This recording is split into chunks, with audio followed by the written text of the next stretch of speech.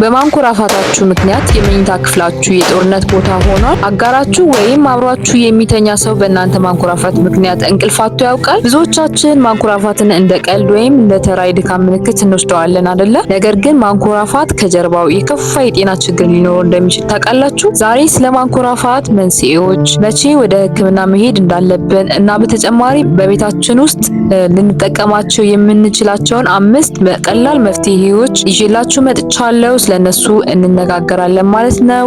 ሰላም ውድ የቻናሌ ቤተሰቦች እንደምናላችሁልኝ። ቻናሌ አዲስ የሆናችሁ ደግሞ እንኳን ደህና መጣችሁ። ለዚህ ቻናል ፋሚሊ ካልሆናችሁ አሁኑኑ ሰብስክራይብ በማድረግ ፋሚሊ ሁኑ። በዚህ ቻናል ጤና ነክና አዳዲስ የቴክኖሎጂ መረጃዎችን የምታገኙበት ቻናል ነው። ቪዲዮን ሁላችንም ላይክ አድርገን ብንጀምር ለሌሎች እንዲዳረስ የእናንተ ላይክ ለኔ ብዙ ጠቀሜታ ስላለው ላይክ በማድረግ እንጀምር። በመጀመሪያ ማንኮራፋት ምንድነው የሚለውን ስናይ በምንተኛበት ጊዜ የአየር መተላለፊያ ቧንቧችን በከፊል ሲጠብና አየሩ በጉሮሯችን ውስጥ ባሉ የላሉ ክፍሎች ውስጥ ሲያልፍ አካላቱ ይርገበገባል። ያኔ በሚርገበገብበት ጊዜ የሚፈጠረው ድምጽ ነው ስኖሪንግ ወይም ማንኮራፋት ብለን የምንለው። ለዚህ ደግሞ ዋና ምክንያቶቹ ወይም ደግሞ ይሄ እንዲፈጠር የሚያደርጉ መንስኤዎቹ ምንድናቸው የሚለውን ስናይ የመጀመሪያው የሰውነት አፈጣጠር ነው። ይሄም እንግዲህ በተፈጥሮ ሰውነታችን የወፈረ ትናጋ፣ ረጅም እንጥል ወይም ደግሞ በጉሮሮ ጀርባ ትርፍ አካል ካለ ይሄ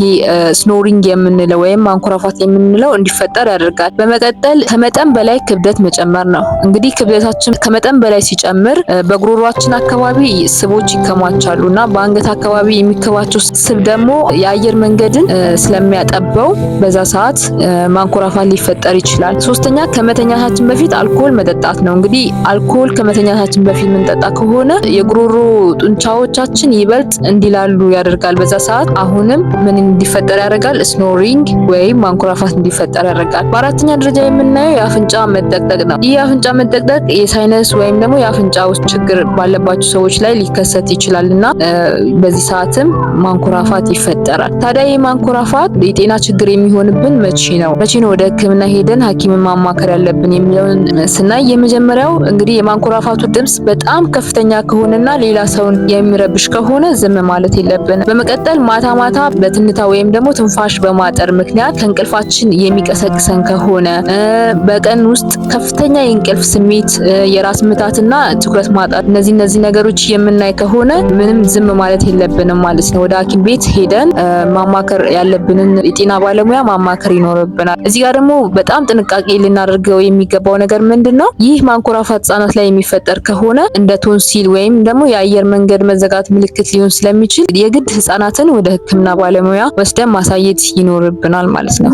እሺ አሁን ደግሞ ማንኮራፋትን ለመቀነስ ወይም ሙሉ በሙሉ ለማስወገድ በቤታችን ውስጥ ልናደርጋቸው ወደምንችላቸው 5 ቀላል መፍትሄዎች እንለፍ። የመጀመሪያው አተኛኘታችንን መቀየር ወይም በጎን መተኛት። በጀርባችን ስንተኛ ምላሳችን ወደ ኋላ ተንሸራቶ የአየር መንገድን ስለሚዘጋ በጎን በኩል መተኛት ትልቅ መፍትሄ ያመጣል። በሁለተኛ ደረጃ የምናየው ክብደትን መቀነስ ነው። የሰውነት ክብደት ጥቂት እንኳ መቀነስ በአንገት አካባቢ ያለውን ስብ ስለሚቀንሰው አየር በነፃነት እንዲተላለፍ ይረዳል ማለት ነው።